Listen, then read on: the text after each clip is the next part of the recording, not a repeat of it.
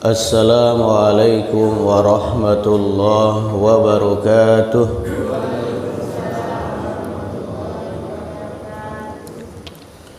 Alhamdulillahilladzi ahyana ba'dama amatana wa ilaihin nusyur. Alhamdulillahilladzi anzala as-sakinata fi qulubil mu'minina liyazdadu imanan ma imanihim.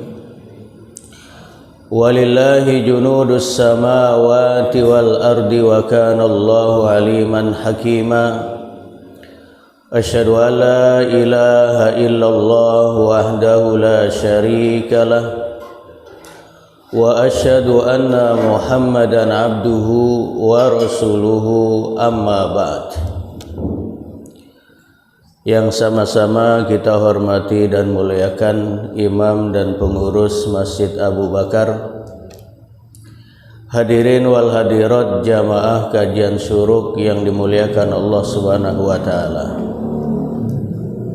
Kita awali kajian ini dengan melantunkan kata pujian dan syukur kehadirat Allah Subhanahu wa taala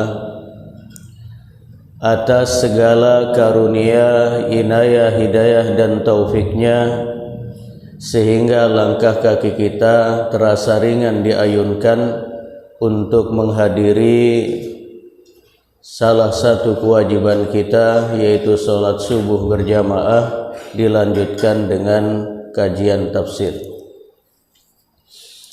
Salawat teriring salam semoga senantiasa tercurah kepada Rasul junjungan kita Nabi Agung Muhammad sallallahu alaihi wasallam, yang selalu kita memohon kepada Allah mudah-mudahan kita semua termasuk pengikutnya yang memantaskan diri berharap syafaatnya pada hari kiamat nanti. Amin. Jamaah sekalian, tafsir kita sudah sampai kepada surah Al-Qiyamah. Yang dilihat dari urutan surat itu berada di urutan yang ke-75 dari urutan surat Al-Quran. Diturunkan setelah surah Al-Qari'ah. Tema besarnya adalah terkait dengan peristiwa besar yang akan dialami oleh manusia, yaitu hari kiamat, serta masa depan yang akan dihadapi oleh orang-orang yang beriman dan masa depan yang akan diraih oleh mereka yang ingkar kepada Allah dan Rasul-Nya. Al-Qiyamah termasuk salah satu dari nama-nama hari kiamat. Karena hari kiamat itu memiliki beberapa nama dan masing-masing nama memiliki makna masing-masing. Seperti misalnya As-Sakhah. Salah satu nama hari kiamat adalah As-Sakhah, suara kencang yang memekakan telinga. Kemudian ada nama yang lain dari hari kiamat, yaitu At-Tammatul Kubra, yaitu malapetaka yang besar. Kemudian ada lagi Al-Qari'ah, yang berarti mengetuk pintu hati dengan keras sehingga mengagetkan. Adapun Al-Qiyamah berasal dari kata qama yaqumu qiyaman, artinya adalah berdiri. Karena setelah hari kiamat datang, kemudian manusia dibangkitkan pada hari kiamat, maka di padang mahsyar manusia akan berdiri menghadap Allah Subhanahu wa taala. Disebutkan bahwa manusia berdiri di padang mahsyar sebagaimana tersebut dalam sebuah riwayat, salatu mi'ati am, 300 tahun dalam hitungan dunia. Dan keberadaan mereka adalah qiyaman. Selama 300 tahun itu manusia dalam keadaan berdiri. Tidak ada yang duduk, apalagi berbaring, apalagi layeh-layeh, enggak ada. Berdiri selama itu. Maka sebagian ulama menyebutkan apabila ingin dikiringankan di padang mahsyar dan bisa berdiri dengan tenang selama masa itu, maka ketika di dunia perbanyaklah berdiri menghadap Allah Subhanahu wa taala dengan salat.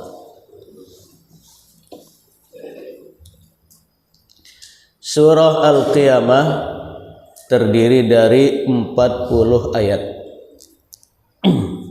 Dan pada pagi ini kita akan mengkaji ayat 1 sampai 15. A'udzu billahi minasy syaithanir rajim. Bismillahirrahmanirrahim. La uqsimu biyaumil qiyamah wa la uqsimu bin nafsil lawwamah. Ayahsabul insanu allan najma'a idhamah. Bala qadirina ala an nusawwiya bananah. Bal yuridul insanu liyafjura amamah. Yas'alu ayyana yaumul qiyamah. Fa idza bariqal basar wa khasafal qamar wa jumi'asy syamsu wal qamar. Yaqulul insanu yawma idzin aynal mafar. Kalla la wazar ila rabbika yawma idzinil mustaqar. Yunabba'ul insanu yawma idzin bima qaddama wa akhkhar. Balil insanu ala nafsihi basirah walau alqa ma'adhirah. La uqsimu biyaumil qiyamah. Aku bersumpah dengan hari kiamat. Dan Allah lah satu-satunya zat yang bersumpah atas nama makhluknya. Adapun kita sebagai makhluk dilarang untuk bersumpah atas nama makhluk, termasuk bersumpah atas nama malaikat, atas nama Rasulullah, atas nama siapapun. Rasulullah sallallahu alaihi wasallam menyebut, man halafa bi ghairillah faqad asyraka au kafar. Siapa yang bersumpah atas nama selain Allah, maka dia telah melakukan kesyirikan atau kekufuran. Hadis riwayat Ahmad. Tapi Allah Subhanahu wa taala bersumpah atas makhluk, dan Allah bersumpah atas nama makhluk yang memiliki kemuliaan dan kebesaran. Dan di sini Allah Subhanahu wa taala bersumpah atas nama makhluk yang sangat besar, yaitu hari kiamat. La dalam ayat ini ada dua penafsiran dari para ulama tafsir. Yang pertama adalah la nafiyah, la nafiyah lil qasam, yang berarti bantahan atau peniadaan untuk bersumpah. Jadi seolah-olah Allah mengatakan yang sebagai bantahan bagi orang-orang kafir yang mengingkari hari kiamat. La, jangan. Uqsimu biyaumil qiyamah, sungguh aku bersumpah atas nama hari kiamat. Artinya jangan diingkari. Kemudian tafsiran yang lain, la dalam ayat ini adalah la az-zaidah lit ta'kid, la yang berfungsi sebagai tambahan untuk penegasan dan penekanan dalam kalimat. Jadi la uqsimu biyaumil qiyamah maknanya adalah sungguh-sungguh aku bersumpah atas nama hari kiamat. Dan dalam Al-Quran banyak menggunakan metode ini, la uqsimu bihadal balad dan yang lain.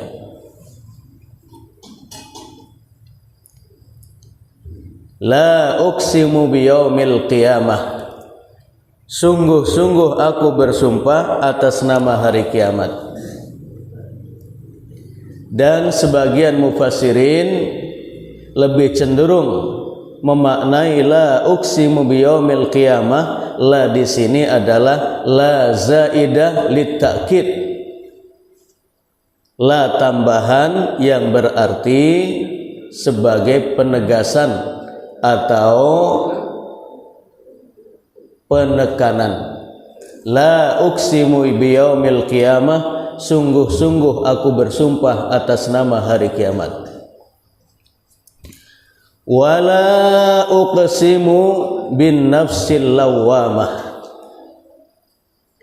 la di sini juga sama sebagai zaidah, sebagai tambahan. Dan aku bersumpah atas nama jiwa yang mencela dirinya sendiri.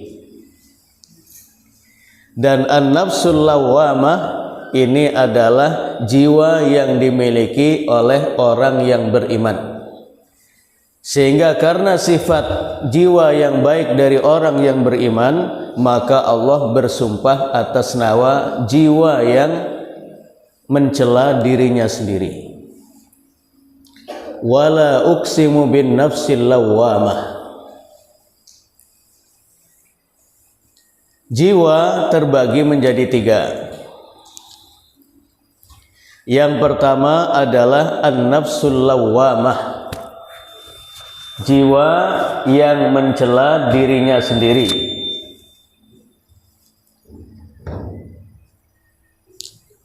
Yang kedua an-nafsul mutmainnah, jiwa yang tenang. Kemudian yang ketiga adalah an-nafsu la ammaratum bisu, jiwa yang mengajak kepada keburukan. Nah, an-nafsul al-lawwamah, jiwa yang mencela dirinya sendiri, itu apa yang dicela? Para ahli tafsir menyebutkan ada tiga yang dicela oleh an-nafsul lawwamah. Yang pertama adalah mencela kebaikan. Lah, kebaikan kok dicela? Maksudnya adalah karena jiwa atau pribadi itu kurang dalam melakukan kebaikan, sehingga dengan jiwa yang bangkit, dengan jiwa yang lawamah ini mencela dirinya yang kurang melakukan kebaikan. Kemudian yang kedua yang dicela adalah keburukan. Keburukan yang dicela karena jiwanya sering lalai, terledor, sehingga mengabaikan kewajiban dan ketaatan, kemudian terpuruk dalam dosa dan maksiat, dicela. Kemudian yang ketiga yang dicela adalah waktu yang sudah lewat atau yang sudah berlalu.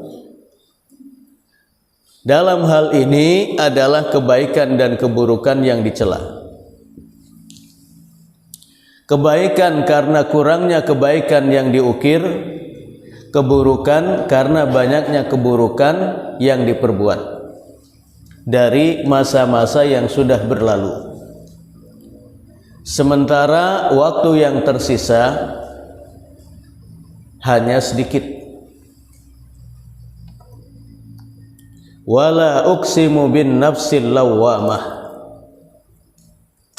Dan itulah jiwa yang mencela dirinya sendiri.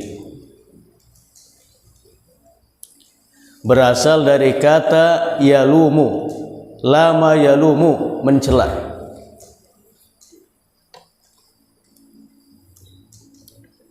La uqsimu biyaumil qiyamah wa la uqsimu bin nafsil lawwamah ayahsabul insanu allan najma'al idhamah.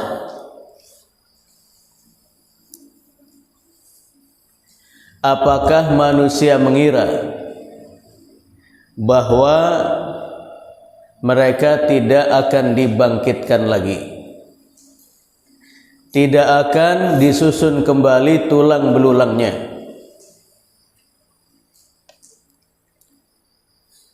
Ada sebagian mufassirin menyebutkan bahwa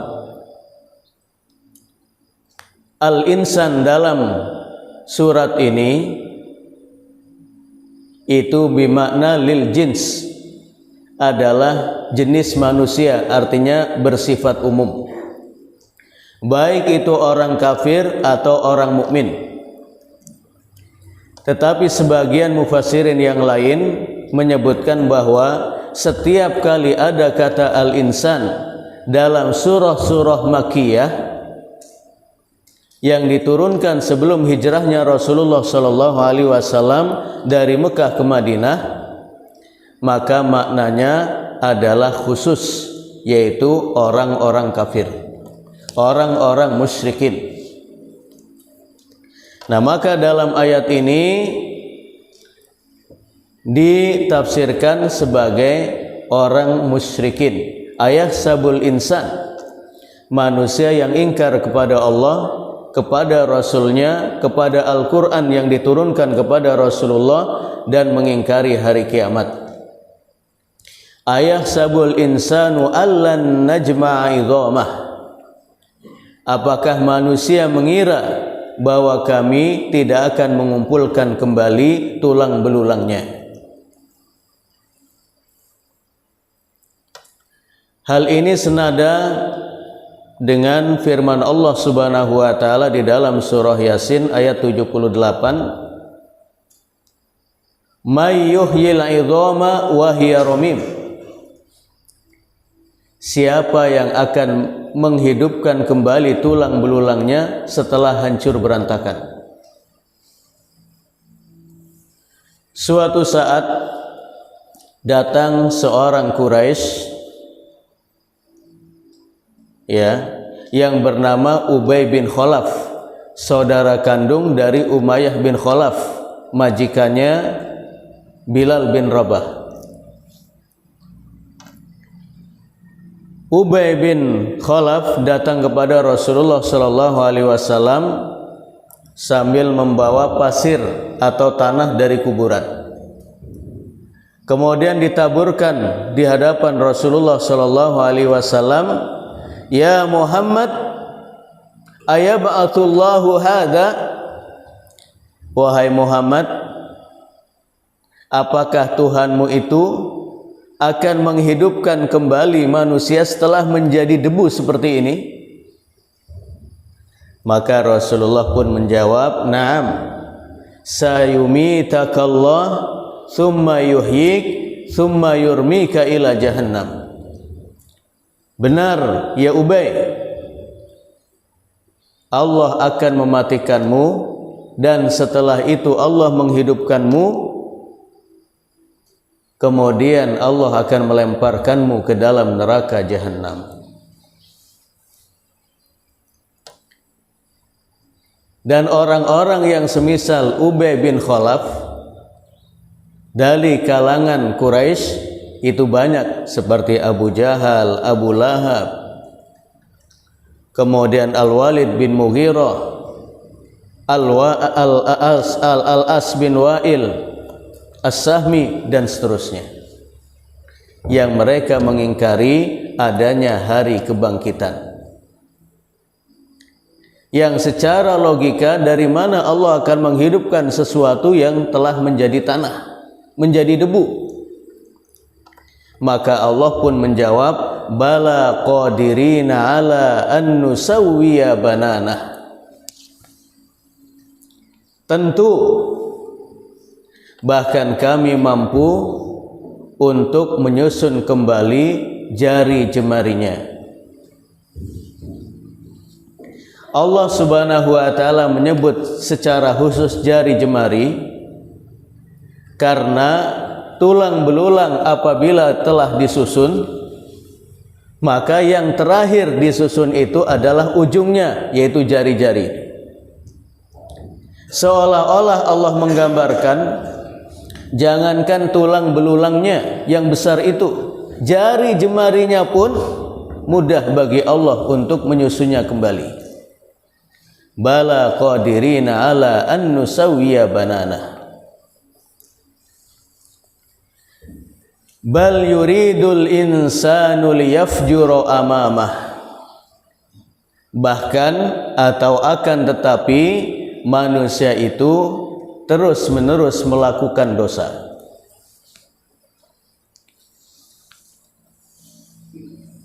Ada dua penafsiran terkait dengan ayat ini. Balil insanu liyafjura amamah. Bahkan manusia melakukan dosa yang terus-menerus.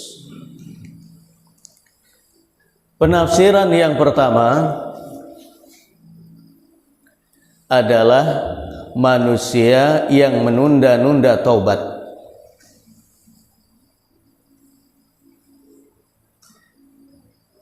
Manusia yang mengatakan bahwa dia memiliki Tuhan yang maha pengampun, yang maha penerima taubat, sehingga bermaksiat terlebih dahulu, kemudian setelah itu bertobat. Hal ini senada dengan apa yang dilakukan oleh saudara-saudara Nabi Yusuf alaihissalam yang Allah gambarkan di dalam surah Yusuf ayat 9. Uqtulu Yusufa awitrahuhu arda yakhlu lakum wajhu abikum wa takunu min ba'dihi qauman salihin. Ketika mereka merasa hasad, merasa dengki, merasa iri hati dengan pandangan mata yang hasad, di mana mereka melihat ayah mereka, yaitu Nabi Yakub, itu memiliki perhatian lebih kepada Nabi Yusuf daripada saudara-saudaranya, sehingga mereka bermusyawarah, dan ada yang mengatakan uqtulu Yusufa awitrahuhu arda. Bunuhlah Yusuf atau buanglah dia ke sebuah negeri. Yakhlulakum wajhu abikum, karena hanya dengan itu setelah Yusuf tidak ada, baik karena dibunuh atau dibuang ke negeri yang lain, maka perhatian ayah kalian akan bertumpu kepada kalian. Dan setelah itu watakunu mim ba'dihi qauman sholihin. Setelah kalian melaksanakan rencana ini, maka bertobatlah kalian sehingga kalian menjadi orang-orang yang soleh. Nah ini menunda-nunda tobat. Padahal sejarah mencatat banyak orang yang melakukan dosa belum sempat bertobat sudah meninggal dunia. Kemudian tafsiran yang kedua ini adalah bahwa orang-orang musyrikin Quraisy dan yang semisal dengan mereka terus melakukan kesyirikan dan kekufuran yang berlanjut terus-menerus.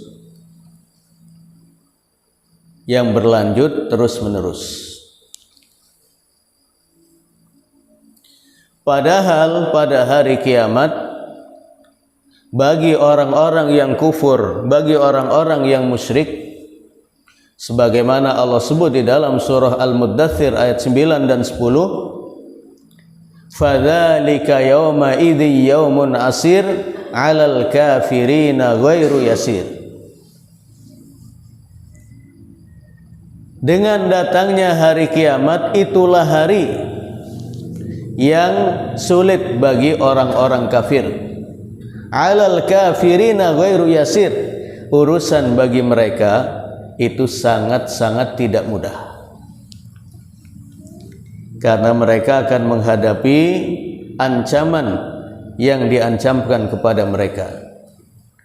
Bukan berarti bagi orang-orang mukmin urusannya mudah, tetapi urusan bagi orang-orang mukmin akan dipermudah oleh Allah Subhanahu wa taala. Yas'alu ayyana yaumul qiyamah.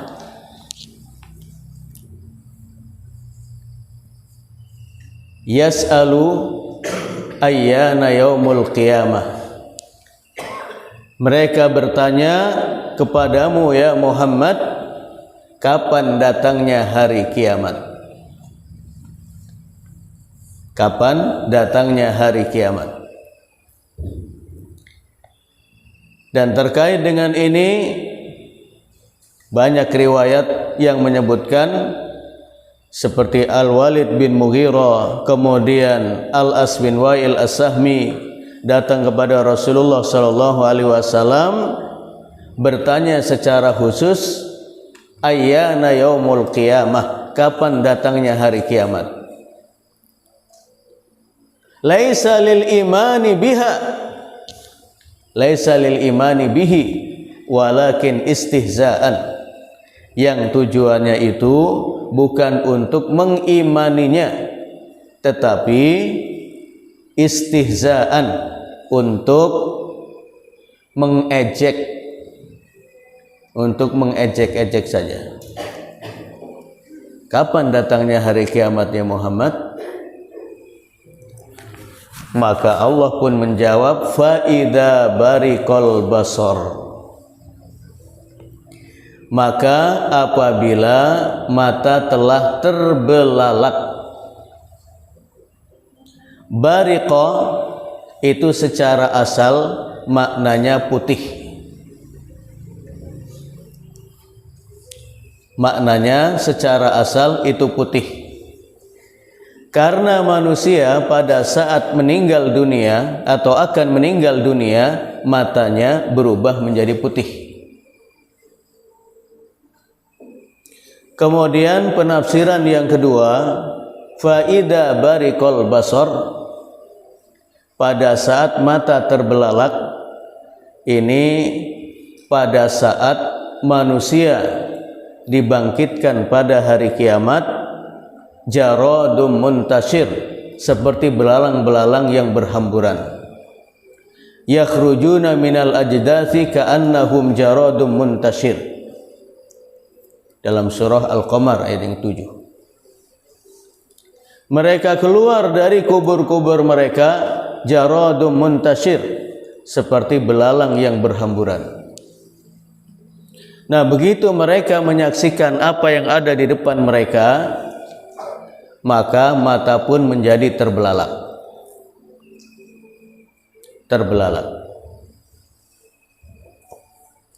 Faida barikol basor. Maka Bapak Ibu, kalau kita sudah melihat ada saudara kita, keluarga kita yang matanya sudah berubah berbeda, sudah ada putih-putihnya, itu merupakan alamat kematiannya sudah dekat. Perhatikan aja itu. Wa khasafal qamar. Pada saat bulan itu sudah hilang cahayanya.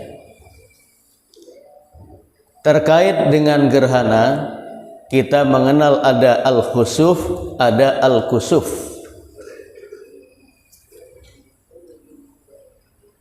Ada gerhana total, ada gerhana setengah dan seterusnya. Dan di sini Allah membahasakan wa khasafal qamar, pada saat bulan telah mengalami gerhana yang total. Artinya cahayanya sudah hilang, tidak kembali lagi kepada suasana yang normal. Wa khasafal qamar wa jumi'a asy-syamsu wal qamar. Kapan hari kiamat itu datang? Pada saat matahari dan bulan dikumpulkan, dihimpun, disatukan. Disebutkan bahwa maknanya adalah kelak pada hari kiamat, matahari dan bulan itu akan disatukan, kemudian akan dilemparkan ke dalam neraka jahanam. Sehingga orang-orang yang berada dalam neraka itu merasa kecewa karena yang mereka agung-agungkan di dunia, yaitu matahari dan bulan, ternyata mereka pun masuk ke dalam neraka seperti mereka. Kemudian makna yang kedua, betul-betul matahari dan bulan disatukan. Sehingga hilang cahayanya, diredupkan. Yaqulul insanu yawma idzin ainal mafar.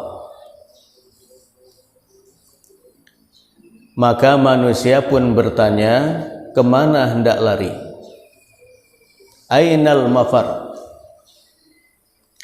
Dan sekali lagi, makna al-insan dalam surah Makkiyah itu bermakna khusus, yaitu orang-orang kafir, orang-orang musyrik, dan yang serupa dengan mereka.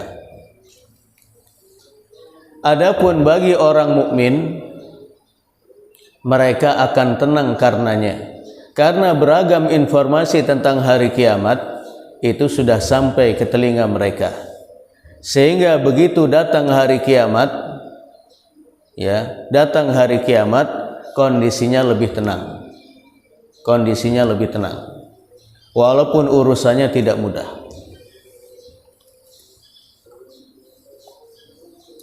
Kalla la wazar. Sekali-kali tidak ada tempat lari. La wazar, tidak ada tempat berlindung. Wazar secara asal maknanya itu gunung atau lembah. Maka secara asal maknanya kalla la wazar, sekali-kali tidak ada tempat bagi mereka untuk bersembunyi. Jadi gunung itu tempat bersembunyi, ataupun lembah, dataran yang rendah itu untuk bersembunyi. tetapi la takhfa minkum khafiyah.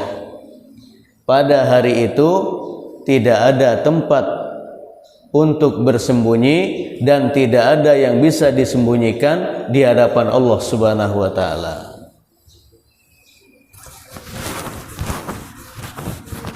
Kalla la wazar yunabba'ul insanu yawma idzin bima qaddama wa akhar.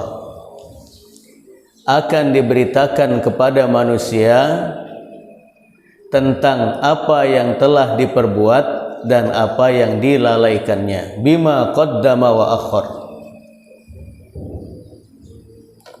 Bima qaddama itu amal-amal yang sudah diperbuat, wa akhar, dan amal-amal yang dilalaikan, itu semuanya akan diberitakan.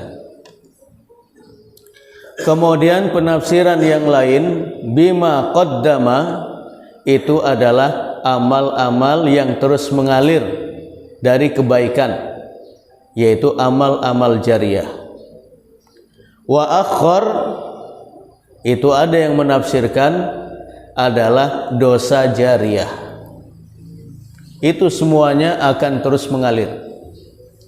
Jadi ada pahala yang terus mengalir, juga ada dosa yang terus mengalir.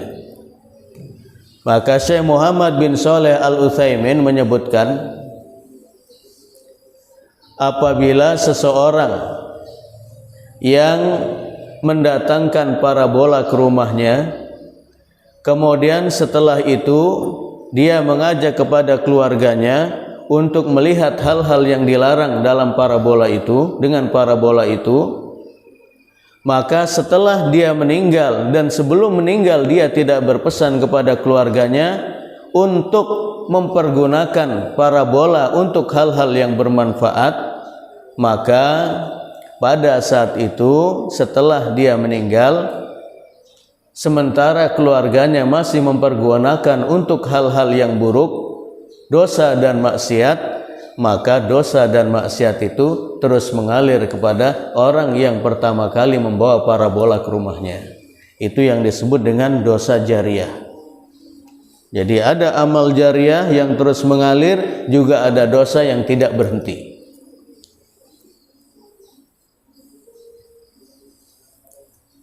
Ya. Balil insanu ala nafsihi basirah. Bahkan manusia itu melihat kekurangan dirinya. Kekurangan dirinya. Kealpaan dirinya. Dan penafsirannya adalah yang pertama, manusia sadar berdasarkan hati nuraninya kalau dia berada dalam kesesatan, berada dalam dosa dan maksiat, itu hatinya bisa mengukur.